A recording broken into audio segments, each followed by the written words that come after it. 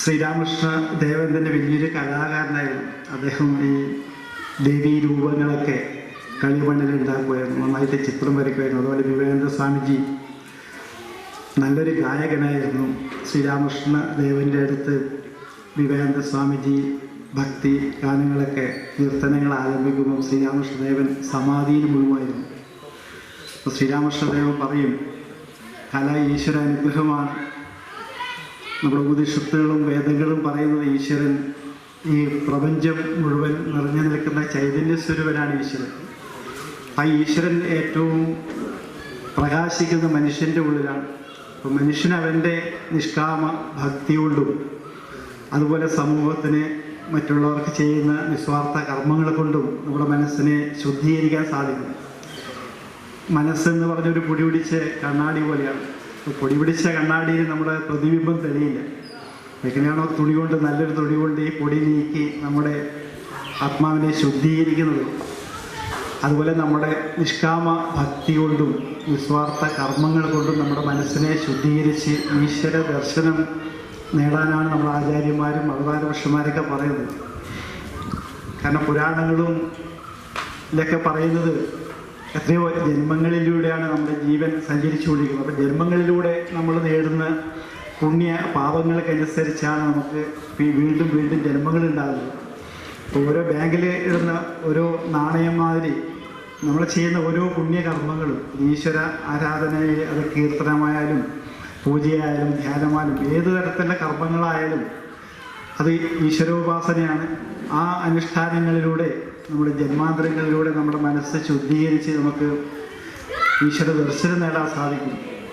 അർജുനൻ കൃഷ്ണനോട് ചോദിക്കുന്നത് ആരാണ് യഥാർത്ഥ ഭക്തനെന്ന്. ഇപ്പോൾ കൃഷ്ണൻ പറയുന്നുണ്ട്, അദ്വേഷ്ട സർവഭൂതാന മൈത്ര കരുണയെ വെച്ച നിർമ്മമോ നിരഹങ്കാര സമദുഃഖ സുഖക്ഷമി സന്തുഷ്ട സതതം യോഗി യഥാത്മ ദൃഢനിശ്ചയ മയ്യർപ്പിത മനോബുദ്ധി യഹമത് ഭക്ത സമയപ്രിയൻ.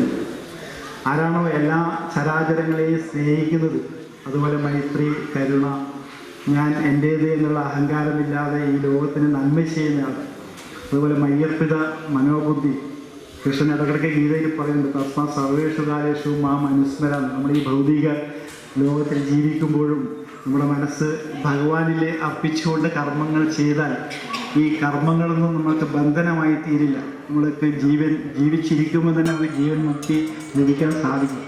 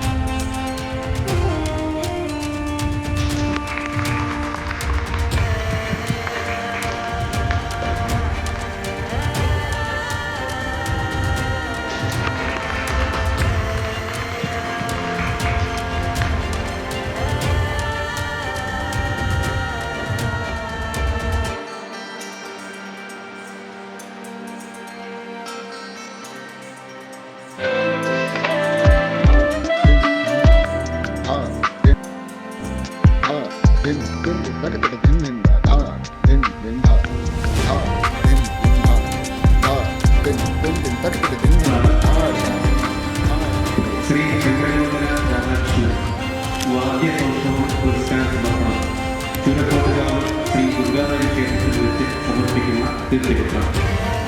ലാവണ്യവും കരുത്തും ഊർജവും സമഞ്ജസമായി ഉയർത്തുന്ന നാദവിന്യാസ വൈഭവം കൊണ്ട് അനുഗ്രഹീതനായ വാദ്യകലാകാരനാണ് ശ്രീ ശങ്കരഗോപുര രാധാകൃഷ്ണൻ.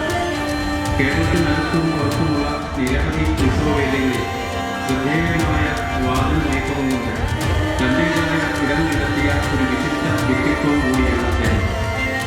അചഞ്ചലമായ ഉരുത്തിയും സമർപ്പണവും കഠിനമായ ഭാവനയും പ്രയോഗദ്രവ്യവുമാണ് അദ്ദേഹത്തെ സമകാലിക മേളകലാകാരന്മാരുടെ മുൻനിരയിൽ ശക്തവും ജനപ്രിയവുമായ സാന്നിധ്യമാക്കുന്നത്.